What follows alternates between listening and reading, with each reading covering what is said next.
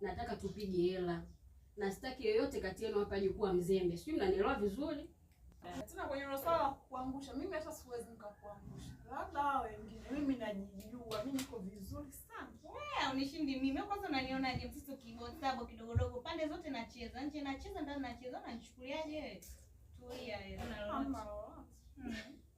Hebu sawa, sijataka mgombane. Mimi nataka niwape darasa kidogo. Japo mnajifanya nyinyi mashababi mko vizuri, mmetimia, lakini nisikilizeni mimi mkubwa wenu, sawa? Kabla ya yote, kwenye hii kazi yetu ambayo tunaenda kuifanya, kabla ya yote unatakiwa uweke akilini mwako mwanaume ni nani. Unatakiwa ujue mwanaume na ufanye nini kwa mwanaume ili uweze kumuwini, tuweze kupiga hela. Sijui unanielewa? Tupe material mama. Tutakuwa na wanaume aina mbili. Wanaume wa kwanza ni wale ambao watakuwa wanawatoeni hapa kwenda kufanya mapenzi huko.